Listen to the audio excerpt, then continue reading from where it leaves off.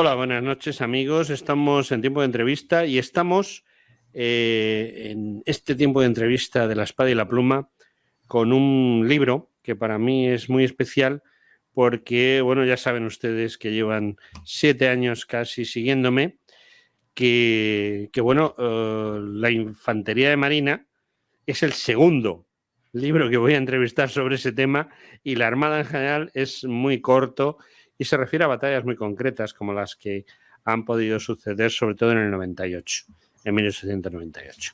Y bueno, pues hoy tenemos un libro, tengo un libro en mis manos de casi 500 páginas, o sea que denso, letra pequeña, densa, pero precisamente esa densidad es lo más bonito del libro. El autor, un médico que quiere ser médico de la Real Armada y que le gusta mucho el tema del que habla y el tema en el que está. Y bueno, antes de seguir, yo creo que deberíamos de presentar al protagonista, porque el protagonista no soy yo soy un mero locutor. Guillermo Nicieza Forcelledo. Buenas noches. Buenas noches, ¿qué tal? Bueno, pues estoy aquí con tu libro en mis manos, un libro que ha editado EDAF, que lo ha editado muy bien. O sea, vamos a ver, EDAF hace unos trabajos fabulosos y creo que es un libro muy interesante el que tú has hecho, porque la Armada es la gran desconocida de las armas militares españolas y dentro de la Armada la Infantería de Marina todavía más.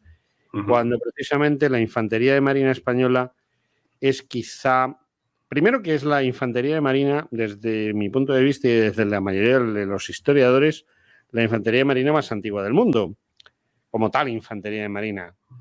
Y luego además la Infantería de Marina española ha servido a España fielmente a cambio de casi nada. Porque eso es normal. Es normal porque la madrastra España, como la llamo yo, pues no tiene muchas veces en cuenta los sacrificios que los hombres de uniforme han hecho por España. Y bueno, advierto al autor que no tengo por costumbre contar el libro, sino contar cosas acerca del libro y cosas acerca del autor. Porque lo que pone en el libro hay que leerlo. Entonces, lo que tienen que hacer nuestros oyentes, que siempre se lo recuerdo, es irse a un sitio donde vendan libros, comprar el libro y leerlo. Porque yo no voy a destripar el libro. Entonces, tal y como siempre hago con todas las entrevistas, lo primero que hago es preguntar: Guillermo, ¿por qué has escrito este libro? ¿Por qué te has metido en este charco? No, en este mar. No estamos hablando de charco, te has metido en un mar. Cuéntame. Bueno, realmente yo cuando escribí, este es el segundo libro que escribo, ¿no?, sobre la historia de la Armada y demás, escribí mi primer libro, Leones del Mar, era desde un punto de vista fundamentalmente naval y náutico, ¿no?, lo que son los navíos de línea, en fin, construcción, batallas, más desde el punto de vista propiamente náutico y naval. Me quedó una pequeña espina, ¿no?, en ese sentido, porque es cierto que aunque en el primer libro hay, un breve capítulo, ¿no?, sobre infantería, los batallones de marina y las brigadas de artillería de marina, pues bueno, me pareció que se hablaba muy poco realmente, ¿no?, de ellos, y de hecho, como tú muy bien contabas, pero bueno, perdona que te tute, como bien contabas, resulta que... Perfecto. El problema es que si la Armada es desconocida, ¿no?, fundamentalmente en el siglo XVIII, pues claro, infantería de marina y artillería de marina ya son las grandísimas desconocidas, ¿no? Entonces también, en cierto modo, por darle, pues bueno, un poco un homenaje, ¿no?, un poco de justicia, ¿no?, a ese glorioso cuerpo de infantería de marina, que bueno, que realmente el nombre histórico, ¿no?, pues sería Real y Glorioso Cuerpo, ¿no?, de Infantería de Marina propiamente. Y de hecho, pues bueno, no es casualidad que sea precisamente uno de los más condecorados de precisamente las Fuerzas Armadas españolas, ¿no? Pues desde las sardinetas a diferentes tipos de privilegios que, bueno, que se cuentan en el libro y demás. Entonces, bueno, un poco en ese sentido sí que era, pues bueno, mi intención de darles un poco a Infantería de Marina, pues bueno, su historia del siglo XVIII y sobre todo porque participaron en prácticamente todas las grandes batallas propiamente del 18, operaciones anfibias, que también hablo fundamentalmente de cómo funcionan las operaciones anfibias. El siglo XVIII es un siglo interesantísimo desde el punto de vista militar, ¿no? Aunque parece que en España y en otros países se pasa un poco de largo, ¿no? Se pasa prácticamente del siglo XVI a Napoleón, ¿no? Parece que el XVIII no tiene mucho que ver o demás, y sin embargo, bueno, pues España fue una grandísima potencia militar, ¿no? Militar y naval. Ahí, en esas dos vertientes, pues estuvo, por supuesto, la Infantería de Marina Española. Bueno, la Infantería de Marina Española, si queremos remontarnos a sus inicios, nos tenemos que remontar pues bastante lejos. ¿Cuándo es cuando empezamos a tener noticias de esa Infantería de Marina? Bueno, realmente se asume que fue el 27 de febrero de 1537, ¿no? Digamos que es el año o un poco la disposición, ¿no? de Carlos V, del emperador Carlos V, cuando crea, ¿no? Supuestamente esas compañías viejas de mar y demás, que luego es cierto que hay bastante controversia, ¿no? Según el autor, pues está... Porque, bueno, realmente no eran infantería de marina, eran infantería de tierra que se embarcaba y se desembarcaba en diferentes campañas y demás, ¿no? Lo cual queda, por supuesto, reseñado también en el libro. Son unas hipótesis interesantes, ¿no? Que hay que valorar. Y luego están las hipótesis, digamos, más oficiales, ¿no? Propiamente de la Armada y Infantería de Marina, que sí que consideran esa fecha como el momento de creación. Yo, brevemente, ¿no? Hablo un poco previamente a esas fechas, ¿no? Y hablo precisamente cómo ya, pues bueno, tanto la Corona de Castilla como la Corona de Aragón, obviamente, ¿no? Como infantería de marina entendida desde el punto de vista moderno, no hay ninguna duda que la primera infantería de marina moderna con la ideología y la doctrina es española, ¿no? Es precisamente.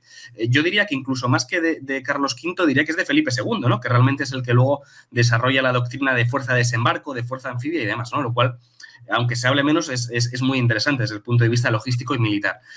Hablo, como decía antes, desde el punto de vista histórico un poco anterior, ¿no? De la época medieval, como Castilla ya embarcaba hombres de armas, ¿no? Y como Aragón, pues bueno, los famosos almogávares pues ya participaban en cierto modo como infantes, aunque por supuesto este tipo de huestes o este tipo de mesnadas participaban tanto en tierra como en la marina, ¿no? Es decir, no tenían esa especificidad o esa especialización que se requiere o que se exige a un cuerpo para ser considerado infantería de marina. El siglo XVI, desde luego, es el que puso la primera piedra. Y luego el 17, pues bueno, es cierto que se continuó, ¿no? La organización de diferentes tercios, posteriormente ya han entrado el 18 batallones y regimientos y demás, pero el 18 yo diría que fue el que dio realmente la forma, ¿no? a la infantería de marina organizada en batallones y posteriormente en el 19 en la propia Guerra de Independencia ya en regimientos, ¿no? Que es lo que prácticamente perdura en nuestros días, los famosos tercios, ¿no? El tercio norte, sur y de Levante. Bueno, la Infantería de Marina es importante desde antes de que se la considerase como tal, ciertamente, porque hay un regimiento de infantería terrestre, que es el Soria 9, es decir, el tercio de Nápoles, que se fundó con 5.000 hombres en el 1509. Lo fundó Fernando II de Aragón, alias el Católico, porque necesitaba una fuerza terrestre. Aragón no tenía ejército de tierra, lo tenía Castilla, pero Aragón lo que tenía eran hombres embarcados. Y entonces, como tú bien sabes, pues el rey Fernando II de Aragón ordenó que sus naves recalaran en Nápoles y ese hombre de cada tres hombres embarcados, uno era un hombre de armas y ese hombre bajase y sacaron 5.000 hombres para formar el tercio de Nápoles, bueno, que todavía no se llama tercio de Nápoles, sino tercio de Zamudio. Y los oficiales los puso Castilla.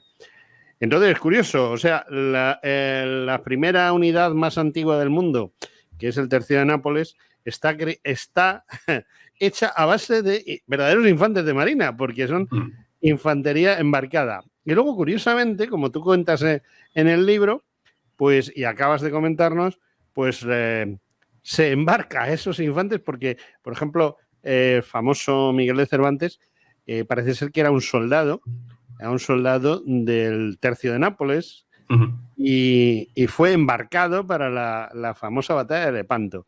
Es decir, que ahí la infantería de marina está intrínsecamente imbricada con la infantería terrestre. Bueno, la infantería terrestre surge de la infantería de marina y la infantería de marina, como tú bien has contado, por estas ordenanzas que dio en su momento Carlos V, pues crea esas. De todas maneras, ya había compañías de mar, ¿no? Porque, por ejemplo, Melilla, que eso supongo que también hablas de ese tema, ya tiene una compañía de mar para esas fechas, ¿no? Sí, el problema, como muy bien cuentas, es que al final es un poco, yendo un poco a términos más, digamos, más ordinarios, lo del huevo y la gallina, ¿no? Que fue antes. Pues bueno, en el caso de infantería de marina e infantería de tierra, pues es complicado porque es verdad que los soldados propiamente se sacaban de un sitio, se embarcaban, se desembarcaban, luego tienes propiamente algunos considerados infantes de marina que acaban combatiendo en Mulberg, por ejemplo, ¿no? O en Mojax, en batallas propiamente de tierra, lo cual es un lío importante, ¿no? Cuando se va uno a estudiarlo. Y luego, sin embargo, tienes en el caso de batallas puramente, ¿no? Entendidas como anfibias, como por ejemplo la que participó Lope de Vega, ¿no? Que fue la batalla de las Terceras, muchísimos infantes de tierra embarcados, ¿no? No infantes de marina, sino infantería de tierra embarcada. Cervantes, claro, muchas veces se dice, ¿era infante de marina? Y claro, hay gente que dice, no, era infante de tierra embarcado, que no es lo mismo tampoco, pero es verdad que muchas veces funcionaban de una forma muy parecida, lo cual, pues bueno, al final es cierto que son disquisiciones más casi metafísicas, diría yo, ¿no? O más propiamente de, bueno, al final estas pequeñas inquinas, ¿no? Entre cuerpos de yo soy más antiguo que tú porque realmente este procedía de mí y yo no procedo de ti, procedo del otro. Entonces, bueno, al final, digámoslo así, que es un poco un lío. Realmente, la infantería de marina como tal, ¿no? Entendida propiamente como infantería no embarcada, sino, en fin, combatientes expertos, pues hombre, evidentemente los griegos, los atenienses ya tenían algo parecido. No propiamente infantes de marina, insisto, sino, pues bueno, una fuerza de guerra naval, ¿no? Embarcada en cierto modo. Los romanos en sus famosas clasis también tenían algo parecido, es decir, prácticamente toda... que esto lo comentaba precisamente en el cuartel general de la Armada, ¿no? Cuando presenté el libro. Al final, todas las talasocracias tenían, en cierto modo, sus propios infantes de marina. ¿Qué hace de únicos los españoles? Bueno, pues que fueron los primeros, como digo, que se organizaron, digámoslo así, de una forma estructural, ¿no? Una forma más generalizada y, sobre todo, pues como digo, en fin, la doctrina que les dio precisamente Felipe II como fuerza de desembarco, es decir, una fuerza creada con todo el interés y con toda el objetivo, ¿no? De hacer desembarcos, tomar cabezas de playa y avanzar tierra adentro, ¿no? No simplemente desembarcar y, bueno, en fin, ahí cada uno no sabía muy bien qué hacía. De hecho, pues bueno, digámoslo así, que es una de las especificidades, ¿no? Una de las funciones de infantería de marina. Infantería de marina, pues si desembarcas, por ejemplo, yo soy asturiano, si desembarcan en Asturias, el objetivo no es llegar hasta Madrid en columna, evidentemente no, es tomar todas las cabezas de playa en la zona de desembarco y luego favorecer que la infantería de tierra consiga formar columnas y avanzar, ¿no? Hacia, pues en fin, hacia el lugar que se pretende invadir y demás.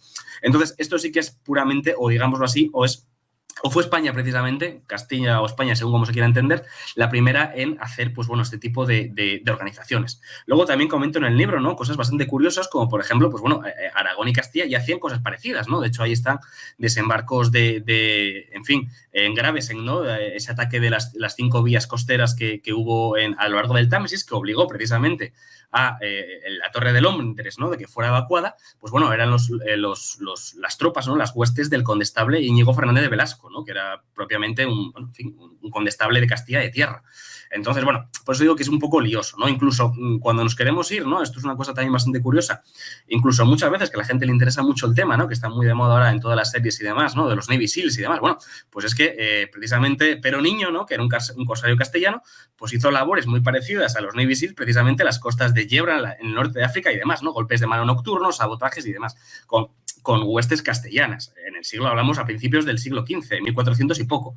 Entonces, bueno, al final, quiero decir, como decía mi abuelo, pues bueno, estaba todo inventado, ¿no? Lo que pasa que es verdad que había que darle una forma y, sobre todo, pues bueno, las funciones realmente pues van evolucionando y, como digo, pues realmente el 16 y el 17 fueron muy interesantes, pero el 18 yo creo que fue realmente el que le dio la forma a la actual infantería de marina, no solo a la española, sino también a la francesa y a la británica. Bueno, ahí quería llegar, pero un poquito más tarde, pero bueno, podemos adelantarlo. Realmente la infantería de marina, tal y como la conocemos, viene con Felipe V, viene con los Borbones, porque la formación, la instrucción, la manera de estratégica o tácticamente trabajar del ejército austriaco por los austrias, es completamente diferente. Es decir, hasta que no se produce la guerra de sucesión, que no secesión, sucesión, en que, bueno, pues los Borbones se hacen con España y se hacen con Castilla y con Aragón, ya juntitos los dos, pues introducen, por ejemplo, el concepto de infantería de marina más bien francés que lo que existía antes, ¿no? Sí, de hecho, bueno, al final los batallones de marina se crean prácticamente, pues como decíamos antes, sacando o entresacando compañías enteras en muchos casos, o a veces de forma puntual, pues bueno, incluso a mediados del siglo XVIII, batallones enteros de tierra que pasaron a infantería de marina, ¿no? De hecho, pues bueno, a batallones de marina en este caso. Entonces, realmente, yo sí que, vamos, y lo defiendo en el libro, sí que creo que realmente la infantería de marina española, no desde el punto de vista, entendamos, ¿no? Desde el punto de vista de fechas concretas o fechas históricas, sino desde el punto de vista estructural, organización, doctrina, funciones, que realmente son las que se tienen a día de hoy, pues realmente para mí nacieron pues en 1717, ¿no? Realmente cuando se creó la Real Armada. Y no es casualidad precisamente que, bueno, al final todas las cabezas de departamento marítimo, ¿no? Que casualmente en el siglo XVIII eran Cartagena, Cádiz barra San Fernando y Ferrol, pues son los tercios actuales de infantería de marina, ¿no? Con lo cual, pues digámoslo así, realmente fue la que puso la piedra y la que dio el desarrollo, ¿no? Propiamente de infantería de marina. También de artillería de marina. La artillería de marina realmente nace en el mismo año, en 1717, aunque realmente, pues bueno, también había unos ciertos predecesores, ¿no? Se dice que, bueno, que en Sevilla, ¿no? Los seminarios de San Telmo y demás, pues había un cierto tipo de formación precisamente para la carrera de Indias y demás, ¿no? Y de hecho, hay autores, ¿no? Historiadores que dicen que, bueno, que realmente los primeros infantes de marina son de 1567 aproximadamente, o 65, que realmente son los que guarnecen la escuadra o la flota de la guardia de la carrera de Indias, fundamentalmente, ¿no? Es decir, aquellos que sí que estaban específicamente y siempre destinados para proteger a las naves del tesoro que venían y iban de América y Asia y demás, ¿no? Entonces, bueno, como digo, pues bastantes controversias, aunque hay que quedarse, que yo creo que es lo importante en definitiva, ¿no? Que el siglo XVIII fue muy importante para el desarrollo de infantería de marina española.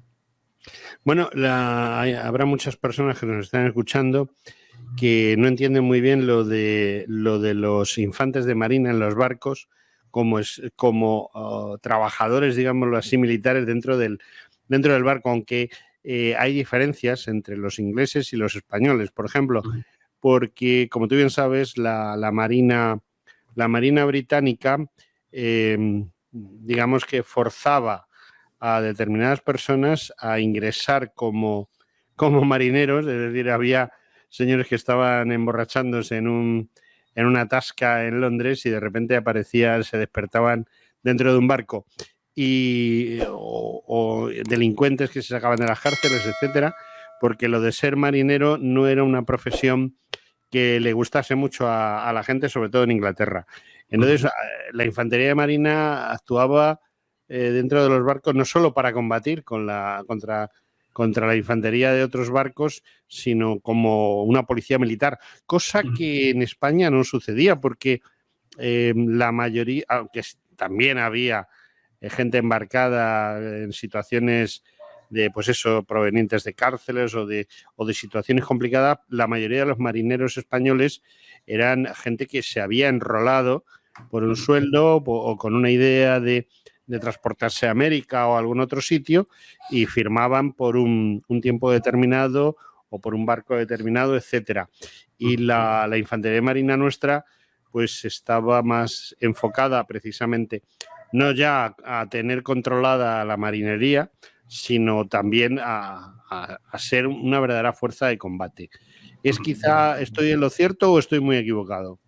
No, realmente es así. Bueno, a día de hoy, quiero decir, no es casualidad que la Policía Naval, ¿no? La PN, pues son infantes de marina. Es decir, se sigue manteniendo, digámoslo así, esa función de no solo de guarnición del buque, ¿no? De combatientes dentro del buque, sino como propia policía de a bordo, ¿no? Esto en el siglo XVIII ya ocurría. Y de hecho, bueno, en el siglo XVIII, dos de los donde se divide, ¿no? Infantería de marina se divide fundamentalmente en dos grandísimos cuerpos, ¿no? Que son la Fuerza de Protección y luego el tercio de Armada, el TEAR, ¿no? Y la FUPRO. Pues realmente esto ya se preveía en el siglo XVIII, ¿no? Ya en las ordenanzas de Felipe V se hablaba de que infantería de marina tenía que guarnecer y defender también, ¿no? Y actuar como centinelas de las principales, fundamentalmente, dependencias de la Armada, ¿no? Esto en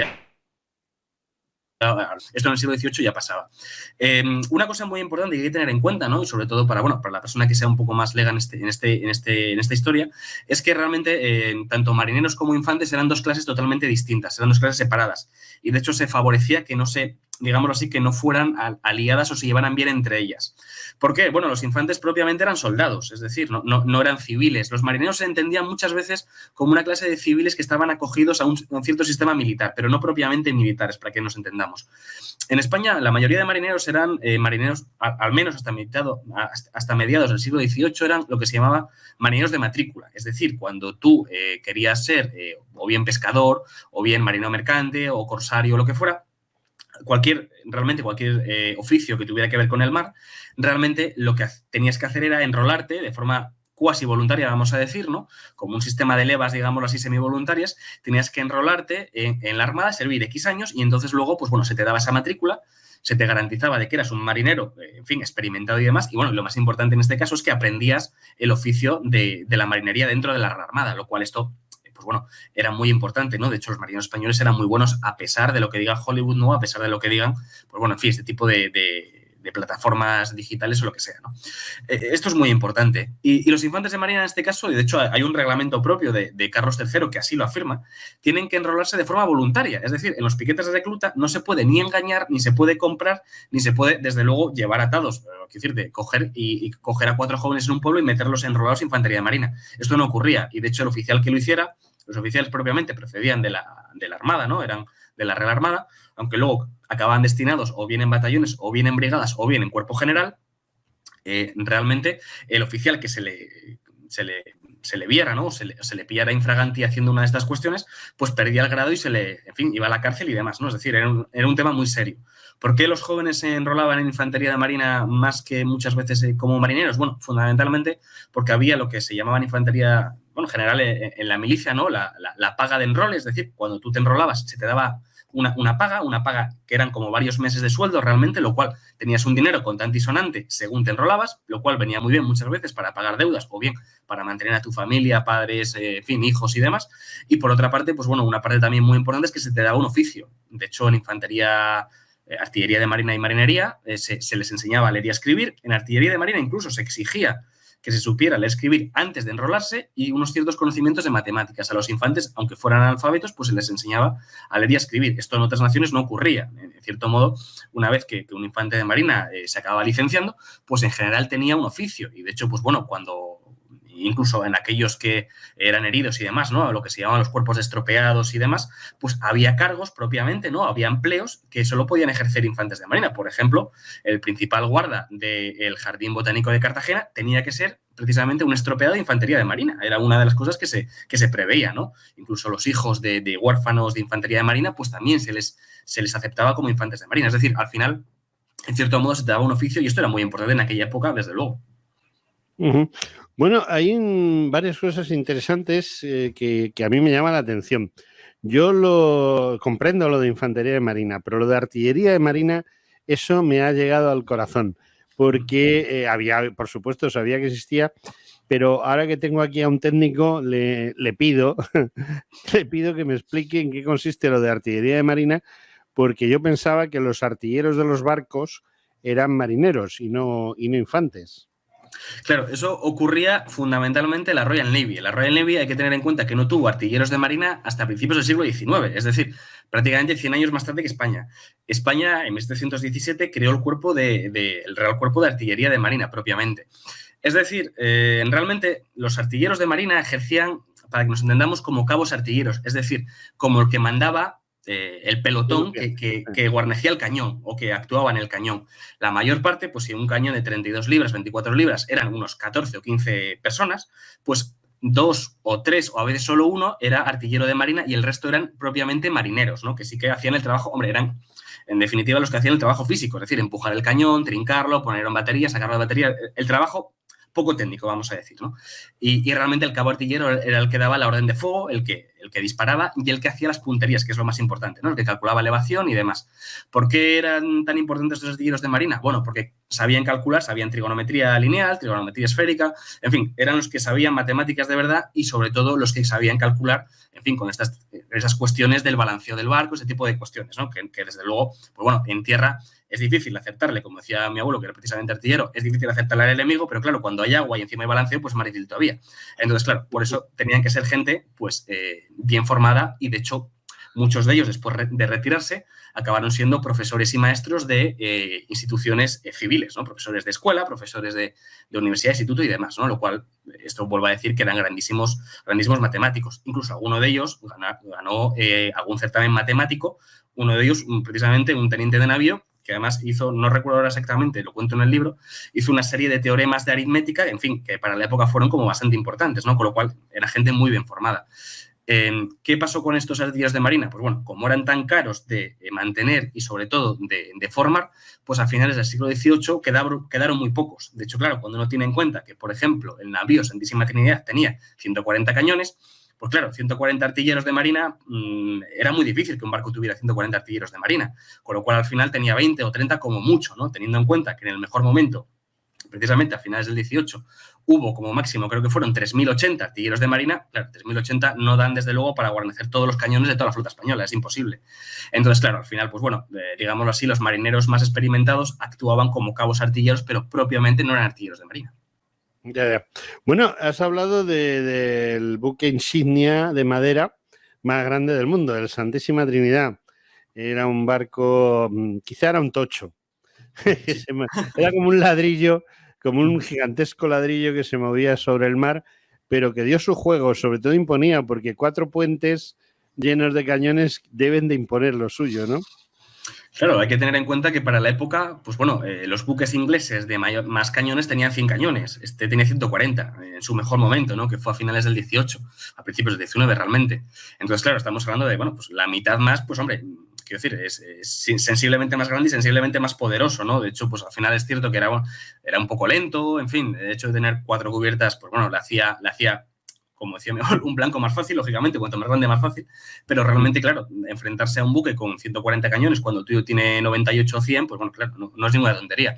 Y de hecho, al final, bueno, cuando se le pintó de rojo, pues claro, ya tenía además una fama, ¿no? Y un porte, pues, imponente y desde luego los británicos decían que, bueno, cañonarle desde lejos todavía, pero intentar abordarle ni de broma, porque además tenía una dotación como de 300 infantes, con lo cual, en fin, no es ninguna tontería. Sí. Bueno, estamos hablando de final del siglo XVIII. Y creo que para ese final del siglo XVIII, principio del XIX, es cuando sufrimos una serie de derrotas navales o alguna derrota naval gracias a nuestros aliados que nos meten en algún lío y luego nos dejan colgados de la brocha mientras estamos pintando, ¿no? Estamos hablando sobre todo de una batalla como Trafalgar. Y en esas batallas quizá perdimos gran cantidad tanto de artilleros como de infantes, ¿no? Sí, el problema a finales del 18 es que al final, pues tanto infantes como artilleros, el número estaba descendiendo de forma bastante sensible y entonces lo que se decidió, que bueno, en cierto modo es lo único que se podía hacer, era embarcar, pues bueno, como artilleros se embarcaron artilleros de tierra. De hecho, el uniforme era prácticamente idéntico, era muy parecido, y como infantes se embarcaron, pues bueno, infantes de tierra, ¿no? Que el uniforme sí que era distinto porque era el uniforme borbónico blanco, ¿no? En fin, con las solapas y demás del color del regimiento correspondiente, pero bueno, que actuaron, pues bueno, supliendo, ¿no? Esta falta de infantes y artilleros de marina y funcionaron razonablemente bien. La mayoría embarcaron con sus propios oficiales y normalmente embarcaron compañías prácticamente enteras, en algún caso, pues prácticamente hasta batallones en su sentido, pero sí que, pues bueno, 2 o 3 compañías de un batallón muchas veces se embarcaban. Realmente, bueno, hay que tener en cuenta que infantería y artillería de marina, como digo, aunque realmente su número descendió bastante a finales del 18, por ejemplo, casualmente, tal día como hoy, ¿no? Un 10 de julio, pues estaba zarpando, ¿no? La flota española precisamente de Ferrol para ir a apoyar a los realistas franceses, en apoyo también de la Royal Navy y de los británicos, para defender el puerto de Tolón. El puerto de Tolón, lo contaba precisamente esta mañana en Twitter, resulta que los últimos en retirarse fueron infantes de marina españoles, ¿no? Que estaban cubriendo la retirada de los británicos y sobre todo que estaban cubriendo fundamentalmente la evacuación de la población civil, de los franceses realistas, precisamente del puerto de Tolón. ¿Por qué? Porque había un joven coronel recién ascendido, si no recuerdo mal, a general de brigada, llamado Napoleón Bonaparte, que, bueno, estaba tomando el puerto de Tolón, estaba tomando la ciudad de Tolón, y realmente lo que se hizo posteriormente, lo cual al final se supo, ¿no? Es que al final se ejecutaron prácticamente a todos los realistas franceses, ¿no? De hecho, muchos de ellos se salvaron precisamente gracias a la pericia de estos infantes de marina, que eran precisamente de Federico Gravina, ¿no? Que era precisamente el jefe de los infantes de marina en esta época. Bueno, a mí me llama la atención, vamos a correr un poquito porque por desgracia en esta ocasión solo te puedo entrevistar durante media hora y yo he hojeado el libro, no me he dado tiempo a leerlo, de todas maneras yo no soy un gran lector de libros porque no tengo tiempo, no por otro motivo, pero el tuyo sí me ha interesado grandemente y he mirado cosas muy interesantes. He visto, pues por ejemplo, estoy mirando ahora mismo en la página 164, pues hay un dibujo en el cual se especifica cómo es un cañón de la época. También en la siguiente, pues diferentes tipos de pólvora, de granada, de metralla, etcétera. Y hay una cosa que me ha llamado la atención y te pregunto porque, bueno, de otras cosas no, pero de esto entiendo un pelín. Me encuentro con el famoso cuadro de Casado de la Lisal, en el cual, bueno, pues el general Castaños, Francisco Javier Castaños, saluda al general Dupont, que rinde sus tropas en la batalla de Bailén. ¿Este cuadro es porque había infantes de marina en la batalla de Bailén? Efectivamente, es bastante desconocido, pero de hecho, en la Guerra de Independencia, los principales batallones de marina se organizaron como regimientos de marina y combatieron como infantes de tierra. De hecho, los artilleros de marina combatieron como artilleros de tierra. Y de hecho, una cosa también bastante curiosa es que muchísimos cañones navales, de hecho, no es casualidad, ¿no?, que en ciudades, si no recuerdo mal, era Talavera y Zaragoza, tenían en fortalezas, en fin, cañones navales, ¿no?, con cureñas navales que son distintas a las cureñas de tierra. Realmente, lo que ocurrió fue esto, que los cañones se desmontaron de los navíos, se llevaron a campo abierto, ¿no?, a batallas campales, y lo mismo ocurrió con infantes y artilleros de marina. De hecho, pues infantería de marina, precisamente los infantes en la batalla de los sitios de Zaragoza y demás, actuaron defendiendo los lugares, como precisamente estaba estipulado según sus privilegios, los lugares de mayor dificultad, ¿no?, fundamentalmente puertas, este tipo de cuestiones. Incluso hay, pues bueno, hay precisamente en el sitio de Zaragoza una cuestión bastante particular, y es que se manda un joven oficial, ¿no?, prácticamente de espía, atravesando las líneas francesas para llevar precisamente un pliego, ¿no?, de órdenes a los que iban a apoyar desde fuera, iban a intentar romper el asedio, ¿no? Era un oficial de marina, un alférez de fragata, si no recuerdo mal. Y precisamente la batalla de Bailén, pues fundamentalmente los batallones de marina que estaban destinados en Cádiz salieron hacia Bailén y combatieron en Bailén. Bueno, y en la parte contraria también, ¿eh? Sí, ciertamente.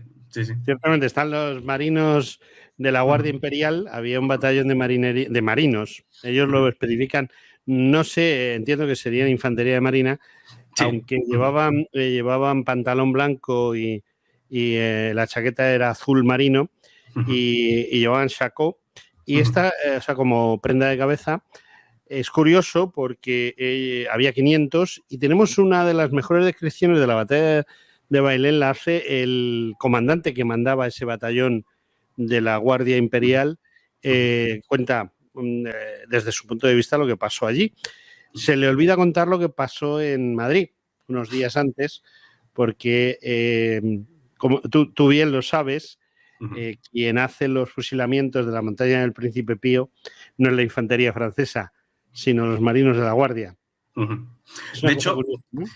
Una cosa curiosísima, en el cuadro de Goya, que todo el mundo asume que es un soldado francés muerto, realmente es un infante de marina español. Esto lo descubrió hace no mucho precisamente Blanco Núñez, ¿no?, que es capitán de navío retirado de hace años y demás, ¿no?, que es un erudito del tema, que descubrió que por el uniforme no podía ser francés porque tenía las puñetas rojas y las solapas rojas. Era el uniforme, vamos, sin duda, de un infante de marina español. De hecho, en Madrid, el 2 de mayo, fallecieron algunos infantes de marina, granaderos de marina, para más datos, que estaban defendiendo el almirantazgo, que se unieron precisamente a defender al pueblo, ¿no?, contra los mamelucos y contra los franceses.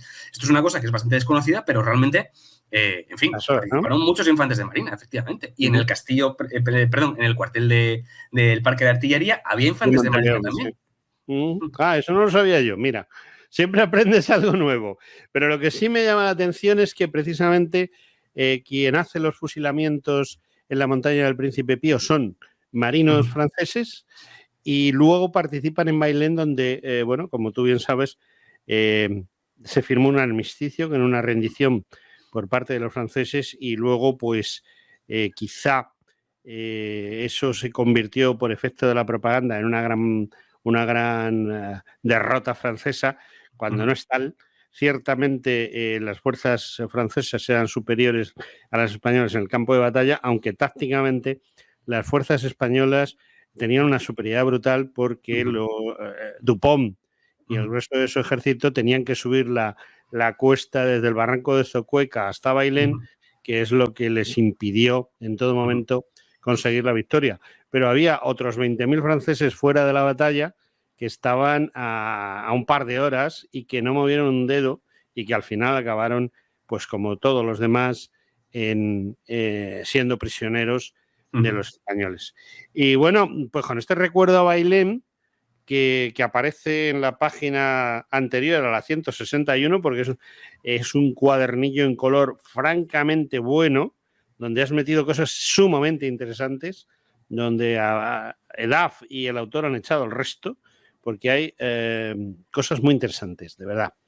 Pues lo único, desearte un gran acierto con este libro, desear que la gente lo compre, porque si alguien quiere entender lo que es la infantería de marina española desde el siglo XVI, porque tú arrancas ya alrededor de 1500 y hasta prácticamente final del XIX, pues si alguien quiere conocer bien esa época, aunque está centrado en el 18, indiscutiblemente, este libro se ha convertido en un referente. Y como referente, pues le digo yo a mis oyentes y televidentes por YouTube que esto es un referente y puede ser muy interesante para todo aquel que quiera mejorar su calidad de conocimientos. Y bueno, pues no me queda más que una cosa, despedirte y emplazarte, palabra castellana, porque este libro da mucho de sí. Y esto es una aproximación, pero cuando pasen estos calores veraniegos, te emplazo a que diseccionemos un poquito más el libro, en vez de media hora y presentación, 1 hora y ya bisturí en mano. ¿Te apetece? Yo encantadísimo, vamos. Es un tema que me fascina y vamos. Y una excusa estupenda para conocernos en persona y para charlar sobre el libro. Ah, ¿vas a venir por Madrid después del verano? Hombre, tendré que ir, sí. Bueno, pues cuando quieras. Me avisas con tiempo y nos metemos a ello. Y bueno, pues damos por concluida la entrevista. Muchísimas gracias, querido amigo Guillermo. Encantado de haber hablado contigo de Anclas y Bayonetas de la editorial Edaf. Muchísimas gracias. Muchas gracias.